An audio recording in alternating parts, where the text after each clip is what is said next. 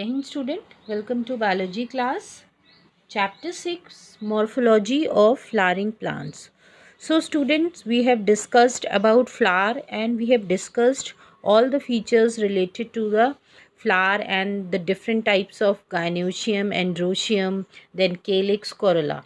Now today in this lecture we will discuss about some technical description of a typical flowering plant.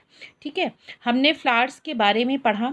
अब flowers को अगर describe करना हो, okay, so how to describe a flower in a simple, in a brief language. So various morphological features they are used to describe the flowering plants.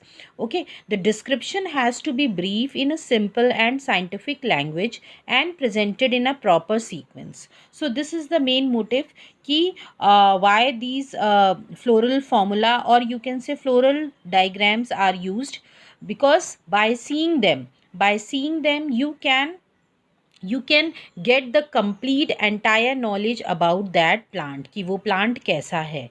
इसके लिए कुछ terminologies होती हैं, कुछ terms होते हैं, कुछ symbols होते हैं जो कि पर्टिकुलर फीचर के लिए यूज़ होते हैं, और ये सिम्बल्स फिक्स हैं. तो इस चैप्टर में हम इस लेक्चर में हम उन्हीं सिम्बल्स के बारे में पढ़ेंगे कि what symbols to be used and how to make our study more easy. So these the plants they are is described beginning with its habit, vegetative characters, root, stem, leaves, and then floral characters, inflorescence and flower plants. After describing various parts of a plant, a floral diagram and a floral formula is presented. So flowers के बारे में पूरी study करने के बाद एक आप कह सकते हो कि फ्लोरल फॉर्मूला जो है एक डायग्रामेटिक रिप्रेजेंटेशन है. ठीक है, डायग्रामेटिक रिप्रेजेंटेशन है indicating all the features of that plant. ठीक है, ऑफ दैट फ्लावर के सारे फीचर्स वो फ्लोरल फॉर्मूला इंडिकेट करता है. Okay, and this is done through floral diagrams and floral formula. So the floral formula is presented by some symbols in the floral formula. Now there are few symbols as you can see on your screen. Br stands for bracteate, then K है, C, P. Okay, ये different symbols हैं and ये symbols जो हैं they are fixed. ठीक है, like bracteate के लिए हम बी आर ही यूज़ करेंगे, केलिक्स के लिए हम के यूज़ करेंगे, कोरोला के लिए हम सी यूज़ करेंगे. And if calyx and corolla are fused and a single layer is present that is called perianth. आपने पढ़ा था पेरियंथ, जिसका इंडिविजुअल यूनिट क्या कहलाता है, टेपल्स. तो उस कंडीशन में हम पी यूज़ करेंगे. A for androecium, G for gynoecium. फिर आप देख रहे हो जी के नीचे एक बार साइन बना हुआ है. So that bar sign is indicating superior ovary. हमने टाइप्स ऑफ ओवरी पढ़े थे. देन अगर यही साइन जो है ऊपर बना हो जी के ऊपर, then it will indicate inferior ovary. और अगर ये बीच में बना हो जी के बिल्कुल बीचों बीच, then that means perigynous condition, that is half inferior and half superior. Then male के लिए symbol you all are familiar. Then female के लिए सिंबल है. ओके, अगर फ्लावर मेल है या फीमेल है, और अगर बाइसेक्चुअल है मीन्स अगर मेल और फीमेल पार्ट्स दोनों में प्रेजेंट है, तो हम ये सिंबल यूज़ करेंगे. देन एक्टिनोमॉर्फिक है, अगर फ्लावर को हम किसी भी रेडियस से डिवाइड करें तो दो इक्वल पार्ट में डिवाइड होगा, तो ये साइन है. देन जाइगोमॉर्फिक के लिए आप देख रहे हो परसेंटेज साइन है, जब सिर्फ फ्लावर एक ही हाफ में दो पार्ट्स इक्वल पार्ट में डिवाइड हो सकता है by a single line. Okay, now fusion. Now next आगे पढ़ते हैं. Fusion is indicating by enclosing the figure within the bracket and adhesion by line drawn above the symbol of the floral parts.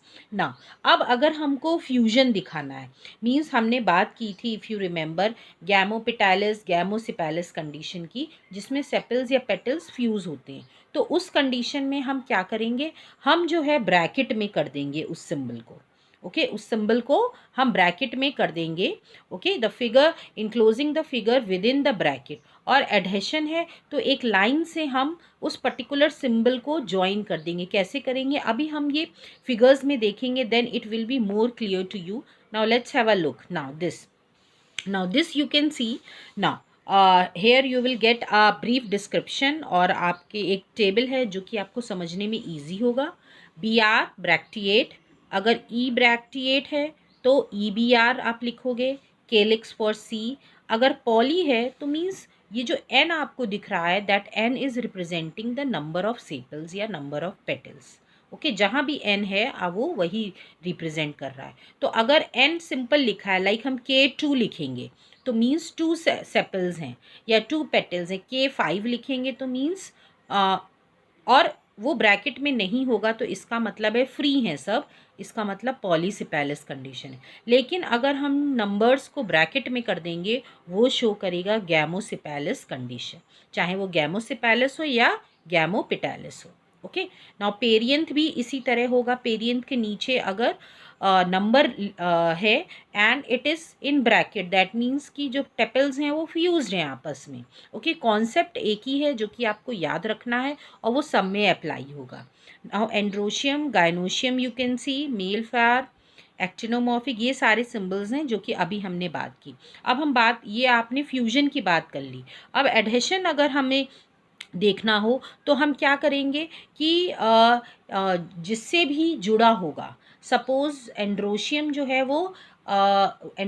है वो कोरेला से अगर जुड़े हैं तो आप एंड्रोशियम ड्रॉ करोगे. As you can see androecium का इसमें सिंबल भी है. ओके, आप एंड्रोशियम ड्रॉ करोगे और उसके बाद क्या करोगे, आप उससे एक लाइन जो है कोरोला की तरफ बना के उससे जोड़ दोगे. ओके, दोनों को मीन्स अटैच कर दोगे. ऊपर कोरोला होगा, नीचे एंड्रोशियम होगा और एक लाइन से जुड़े होंगे दोनों.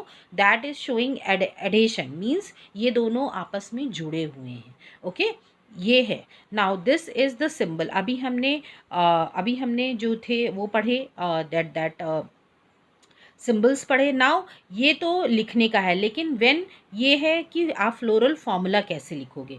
लेकिन अगर आपको डायग्राम बनाना है सो डायग्राम में भी हम कुछ अलग तरीके के सिंबल्स यूज़ करेंगे. ओके, डायग्राम के लिए ये सिंबल्स हैं जो कि फ्लोरल डायग्राम रिप्रेजेंट करेंगे. ओके, सबसे ऊपर मदर एक्सिस आएगी. अगर आपको ब्रैक्ट बनाना है तो वो सबसे नीचे आएगा डायग्राम के. ओके, एपिकेलिक्स जो है, जितने भी एपिकेलिक्स हैं, 2 हैं, 3 हैं, तो आप इसी तरह का आप फिगर बनाओगे, सिंबल बनाओगे. और जितने भी हैं 2 हैं या 3 हैं तो 3 आप बनाओगे इन अ सर्कुलर फॉर्म. ओके, अभी वो भी हम देखेंगे किस तरह हम बनाएंगे. ओके, नाउ केलिक्स है, that you can see corolla. Then stamens अगर सिंपल हैं तो इस तरह आप बनाओगे. ओके, देन नेक्टर है अगर कार्पल के अराउंड तो आप ऐसे शो करोगे. फिर ये गाइनोशियम के दिए हुए हैं कि अगर मोनोकार्पली गाइनोशियम है मींस एक ही कार्पल है तो आप सिर्फ एक कार्पल बनाओगे. 2 हैं तो आप देख रहे हो 2 कार्पल्स हैं. बहुत सारे कार्पल्स हैं तो आप देख रहे हो उसमें बहुत सारे लॉक्यूल्स हैं. ये हमने जब प्रेजेंटेशन पढ़ा था तब हमने ये सब डिस्कस किया था. ये मोनोडेल्फस कंडीशन है, मतलब जो स्टेमन्स हैं वो सारे जुड़ के एक बंडल बना रहे हैं. तो आप देख रहे हो कि बीच में एक सर्कल है जो कि फ्यूजन दिखा रहा है और उस पर आपको एंथर्स नज़र आ रहे हैं कि एंथर्स फ्री हैं और सारे फिलामेंट्स जो हैं आपस में फ्यूज्ड हो गए. सिंजिनेशियस कंडीशन होती है जिसमें दोनों ही फ्यूज्ड होते हैं, मींस एंथर भी और स्टेमिन भी. तो आप सिंपली एक सर्कल के थ्रू इस तरह दिखाओगे. सो ये है कुछ सिंबल्स. फ्लोरल फॉर्मूला कैसे लिखोगे एंड फ्लोरल डायग्राम कैसे बनाओगे. अब इसको कैसे हम इम्प्लीमेंट करेंगे अपने किसी भी डायग्राम में या किसी भी फ्लावर में, कोई भी फ्लावर हम ले लें तो हम कैसे उसको बनाएंगे, तो वो हम कुछ एग्जाम्पल्स समझेंगे अपने नेक्स्ट लेक्चर में. जो कि सोलानेसी और लिलिएसी का हम एग्जाम्पल समझेंगे उसके फ्लावर से कि कैसे हम बनाएंगे. और उसको जब आप देखोगे तो then you will be in a practice, आपको समझ में आ जाएगा and you can draw it easily.